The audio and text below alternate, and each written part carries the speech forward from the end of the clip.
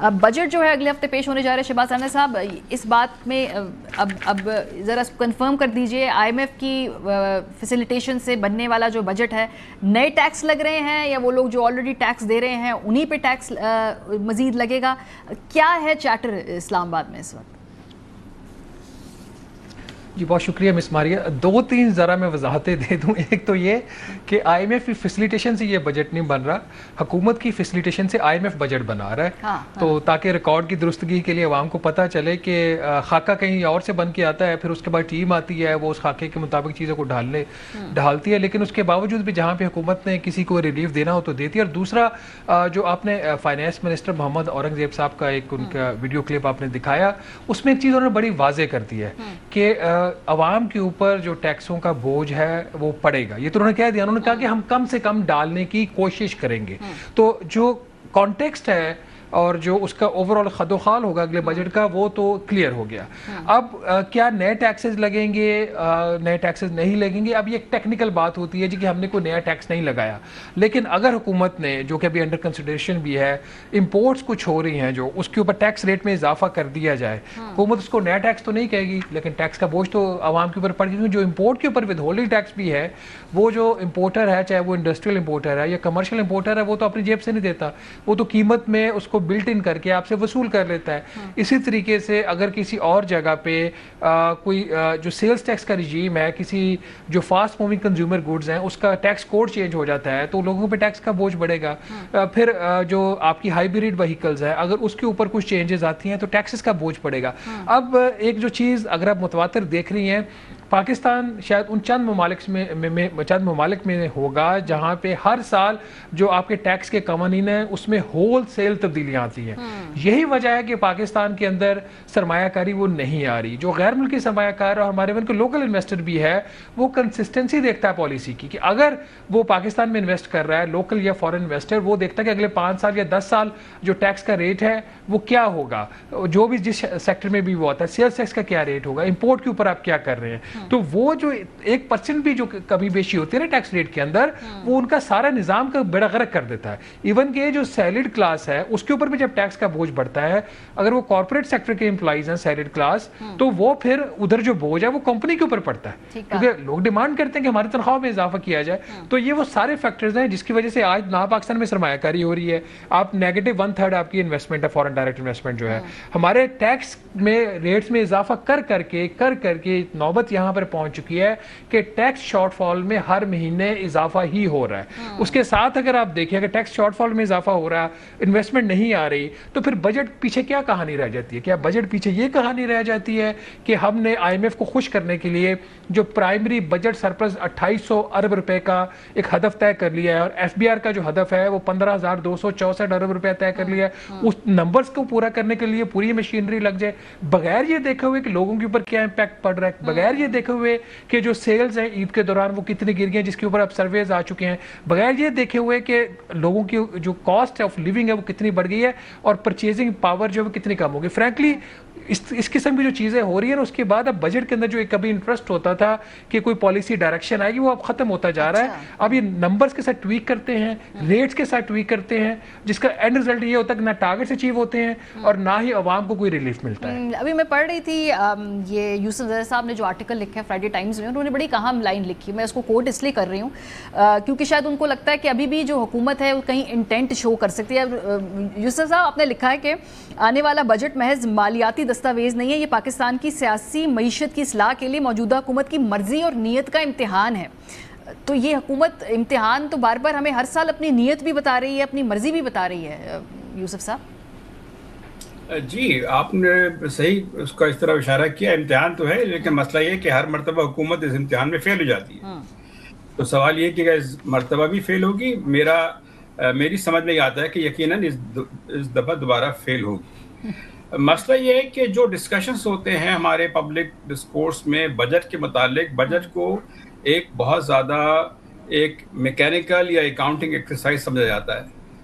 कम अज़ कम हमारी जो ब्यूरोक्रेट्स हैं उसको ही समझते हैं, और ख़ास तौर पे जब IMF के प्रोग्राम के अंडर होते हैं तो नंबर्स को सेटिस्फाई जो IMF के टारगेट्स होते हैं कि वो किस तरह से चाहते हैं उसके अराउंड घूमता है। लेकिन सिर्फ मसला आईएमएफ का नहीं है। अगर आईएमएफ के प्रोग्राम के अंदर ना भी हो तभी भी पैटर्न यही है। और उसकी वजह क्या है, वो पैटर्न चेंज नहीं हुआ है। एक तो ये है कि आप विद होल्डिंग टैक्सेस लगा लें, एडवांस टैक्स ले लें, जो सैलरी क्लास हैं, इंपोर्टर्स हैं, उनसे ले लें। फिर 3 शोबे हैं कि जी आप टेलीकम्युनिकेशन से या पेट्रोलियम की प्रोडक्ट से उनसे टैक्स जो है आप कलेक्ट कर लें। तो हमारे यहाँ टैक्स कलेक्शन का जो निज़ाम है, अगर आप उस पर निगाह डालें, मिसाल के तौर पे जो इनकम टैक्स है उसमें तो 90% टैक्स तो जी सैलरी क्लास से या दूसरे लोगों से विद होल्डिंग टैक्स या एडवांस टैक्स से कलेक्ट कर लिया जाता है। मेरी समझ में नहीं आता कि एफबीआर के पास जो हजारों मुलाजमीन हैं वो करते क्या है, और उसमें बजट का काम क्या होना चाहिए, इस पे बात जरा कम होती है। बजट का काम सबसे ज्यादा जो अहम है वो ये कि इकोनॉमिक जो ग्रोथ है उसको वो स्टिमुलेट करे। पिछले 4-5 साल में जो पाकिस्तान में पर कैपिटा बेस पे मैं बात कर रहा हूँ, रियल टर्म में जो ग्रोथ हुई है वो नेग्लिजिबल है। ना सिर्फ ये नेग्लिजिबल है बल्कि उसका एवरेज जो है पिछले जो 6 दिहाइयां हैं, तकरीबन 60-65 साल के अरसे में ये लोएस्ट है। ये सबसे बड़ा चैलेंज है इस वक्त। अनफॉर्चुनेटली हमारे यहाँ बहुत कमी है। अगर इफ यू डोंट माइंड, मैं ये कहने में मुझे कोई हिचकिचाहट नहीं है कि इकोनॉमिक पॉलिसी की जो अंडरस्टैंडिंग है उसकी बहुत जो है कमी महसूस होती है। फोकस इस बात पे होना चाहिए। मीडिया भी बार बार कहता है कि जी टैक्स का टारगेट ये तय कर दिया गया और टैक्स टू जीडीपी ये है। That is not the issue. Issue ये है कि इकोनॉमी को एक ऐसी मईशत जो अपनी तारीख के लिहाज से एक सबसे ज्यादा कमजोर फेज में है, जहां वो आगे बढ़ने के लिए या ग्रोथ के लिए स्ट्रगल कर रही है, उसको आगे बढ़ाने के लिए आप क्या कर रहे हैं? जवाब जो है, माफ कीजिएगा, बड़ा मायूस कुन है। और फ्रैंकली मुझे तो ये भी डाउट है, इनको ये भी पता है कि करना क्या है। आईएमएफ पे ब्लेम करना बड़ा आसान है, लेकिन पाकिस्तान जब आईएमएफ में नहीं भी रहता है, आप देख लीजिए, खासतौर पे 90 की दिहाई से लेके आप उसका, मैं आपको बहुत ज्यादा आदरशुमार देना नहीं चाहता, लेकिन 90 की दिहाई से लेके आज तक जो हमारा ट्रेंड था वो डाउनवर्ड है। आप ग्राफ जो है नीचे जा रहा है और मुस्तकिल नीचे जा रहा है। आखिर ऐसा क्यों है? ये जो बुनियादी सवाल है, ये जो फंडामेंटल क्वेश्चंस है, इसकी तरफ हमें एड्रेस करना है। अगर एक्सपोर्ट जो है इस दफा नहीं बढ़ रही हैं बल्कि नीचे जा रही हैं, उसकी क्या वजूहत है? वो खाली बात जो है टैक्स की नहीं है। टैक्स का अगर आप मुझसे पूछें कि करना क्या चाहिए, तो हमारी जो सूरत हाल है इस वक्त वो ये है कि हमने सिर्फ चंद शोबों पे, एनर्जी पे, इलेक्ट्रिसिटी पे, पेट्रोलियम पे या टेलीकम्युनिकेशंस पे हमारे जो बैठे हुए हैं बाबू, उन्होंने ये आसान तरीका लगा दिया है कि इन पे टैक्स लगा दो, इसलिए कि लोग तो बिजली के बिल देंगे, पेट्रोल तो खरीदेंगे, उनको तो बिजली तो ये तो सब कुछ और इसमें इन्फोर्समेंट की भी कोई इतनी ज्यादा लंबी चौड़ी जरूरत नहीं है। ये जो आपने बात की कि आईएमएफ प्रोग्राम में ना हो या ना हो, फिर भी पॉलिसी नहीं है। शहबाज, अब आईएमएफ के साथ जब हम बातचीत करते हैं तो हम देखते हैं कि स्पेंडिंग्स के ऊपर आईएमएफ से ये रिलीफ ले लेते हैं, स्पेस ले लेते हैं। सूबे भी धड़ाधड़ स्पेंडिंग कर रहे हैं। इसके अलावा जो क्या इनके पास गुंजाइश नहीं है मजीद आईएमएफ से स्पेस लेने की, या निगोशिएट बेहतर तरीके से किया जा सकता है, किया नहीं जा रहा? पाकिस्तान की ट्रिमेंडस डिप्लोमेटिक इस वक्त हम देख रहे हैं गुडविल है, उसको हमने डोमेस्टिक अपने इकोनॉमिक गेन में कैसे कन्वर्ट करना है, इस पे क्या सोच विचार है? मिस मारिया, अलमिया ये है कि आईएमएफ की जो कभी एक क्लास होती थी ना पाकिस्तान में, जिस क्लास की वो पॉलिसी एडवाइस देते थे, जो प्रोग्राम का डिज़ाइन होता था, वो मैंने ख़ुद अपने इस कैरियर के दौरान वो नीचे जाते हुए मैंने वो चीज़ें देखी हैं।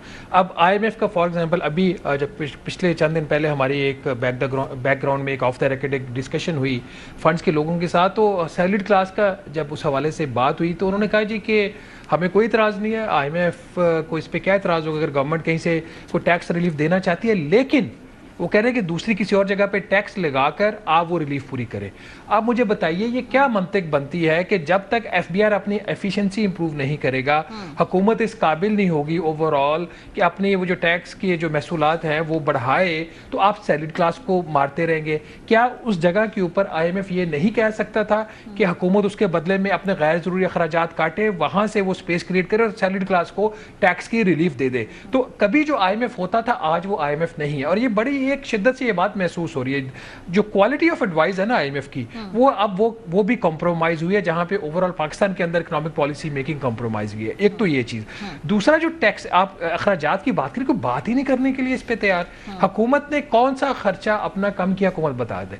आज आके अगर किसी जगह पे छुरी जलती है, वो तरक्याती बजट होता है, और जब तरक्याती बजट कम होता है तो उसकी वजह से जो आपका एक मंसूबा चल रहा है पहले, उसके लिए फॉर एग्जांपल आपने 50 अरब रुपए की एलोकेशन रखी, आपका टैक्स का शॉर्टफॉल आ गया, तो टैक्स का शॉर्टफॉल आ गया तो आपने क्या किया, तरक्याती बजट की किसी एक मंसूबे की 50 अरब की एलोकेशन थी, उसको 40 अरब कर दिया। अब उसकी एलोकेशन 40 अरब करने से उसकी लागत 40 अरब रुपए नहीं हुई, वो शायद 55 अरब रुपया हो जाए। तो वहां से आपने उसकी जो कीमत थी वो बढ़ा दी। जो वजारतें बंद करनी थी, वज़ीर आज़म साहब या वज़ीर ख़जाना साहब हमें बताएं कितनी इन्होंने वो वजारतें बंद की हैं जो 18वीं तरमीम के तहत बंद होना चाहिए, नहीं बंद हुई। कौन सा आइन हुकूमत पाकिस्तान को मना करता है कि बेनजीर इनकम सपोर्ट प्रोग्राम जो है वो सूबों को ट्रांसफर ना करे? कौन सा आइन पाकिस्तान का जो है इनको वो मना करता है? कौन सा वो जो उसका पर्टिकुलर आर्टिकल जो आइन के पाकिस्तान का जो हुकूमत को ये मना करे कि सूबों के जो सूबाई नेचर के जो प्रोजेक्ट हैं उसको ये फंडिंग उसकी नहीं रोक सकती? कौन सा पाकिस्तान का इनको आइन मना करता है? कौन सा आर्टिकल मना करता है जहां पे जो ये है हेल्थ और एजुकेशन प्योरली सूबाई मामला है, वहां पे जाके प्राइम मिनिस्टर प्रोजेक्ट्स अपने लॉन्च कर रहे हैं? भाई क्यों लॉन्च कर रहे हैं? आपके पास इतने पैसे हैं, जब आप खर्चा बढ़ा देते हो फिर IMF कहता है कि आपने तो अपना जो कर्जा पाकिस्तान का बहुत बढ़ रहा है तो खर्चा कम करें। पता करना क्या है, लेकिन करने की पॉलिटिकल इंटेंट नहीं, पॉलिटिकल स्पेस नहीं है यूसुफ साहब ये टफ फैसले करने की। आप एक ऐसी मखलूत हुकूमत में है जहां पे आपके इत्तेहादी हैं, वजारतें भी मैनेज करनी है, उनको भी मैनेज करना है, तो स्पेस ही नहीं है हुकूमत के पास, तो वो कैसे ये टफ रिफॉर्म्स करेगी? फिर मैं माफ कीजिएगा, आपसे इत्तेफाक नहीं करता, स्पेस तो बहुत है, इरादा नहीं है। जब जो वो काम करना चाहते हैं तो वो तो कर लेते हैं, इसलिए कि इसमें कोई मेरा ख्याल से कोई सीक्रेट नहीं है कि इस वक्त जो हुकूमत है वो बहुत ताकतवर है और उसका दारोमदार जो है वो MNS पे नहीं है और ना ही वो पार्टीज पे है, लेकिन वो जो उनको बैकिंग मिली हुई है एस्टेब्लिशमेंट से, क्या वो उसको अपने लिए इस्तेमाल कर रहे हैं या लोगों के लिए? वो अपने लिए इस्तेमाल कर रहे हैं। इस वक्त आप बजट की बात करती हैं ना, देखिए वजीर खजाना ने बात की दिफाई की, हम दिफा की तो बात ही नहीं कर रहे। जो हमारा जो इंटरेस्ट ऑन डेट है, वो जो पूरा खर्चा है वो तकरीबन जो डिफेंस एक्सपेंडिचर है उससे 3 गुना ज्यादा है। तो ये क्यों है? वो इसलिए कि हुकूमत बोरोइंग जो है उसके पास कोई स्ट्रेटजी नहीं है कि वो कर्जा लेते रहे। अब ये हो गया है कि आप कहीं से कर्जा लेते हैं तो ऐसे बयान किए रहते हैं जैसे कि बहुत बड़ा कारनामा कर दिया गया, चाहे आप पैना बॉन्ड रेज कर लिए या आपने कहीं से और से कर्जा ले लिया। देखिए, कर्जे लेना कोई बड़ी बात नहीं है। पाकिस्तान आबादी के लिहाज से दुनिया का 5वां बड़ा मुल्क है, इसको कहीं ना कहीं से कर्जा तो मिल ही जाता है, लेकिन मसला यह है कि आपने अपने जो इखराजात हैं वो क्यों नहीं आप उसको करते? इतनी जो बड़ी जो गवर्नमेंट की मशीनरी है, मैंने अभी ये बात की कि जब 90% जो इनकम टैक्स है वो एट सोर्स जो है वो कलेक्ट हो जाता है, तो फिर इतनी बड़ी FBI की मशीनरी की क्या जरूरत है? सही, आप बुला के इकोनॉमिस्ट को और दूसरे लोगों को बुला के पूछती हैं, मैं आप ये बताएं कि अकाउंटेबल हैं पब्लिक सर्वेंट्स या नहीं? आप FBR के चेयरमैन को बुला के क्यों नहीं इंटरव्यू करती? हमें उनसे सवाल करने दें, इसलिए कि ये डायलॉग तो हो, ठीक है, लेकिन ये जो हमारी ब्यूरोक्रेसी है ये ऐसे बिहेव करती है कि जैसे वो लोगों से बिल्कुल ऊपर कहीं बैठी हुई है और वो किसी को जवाब दे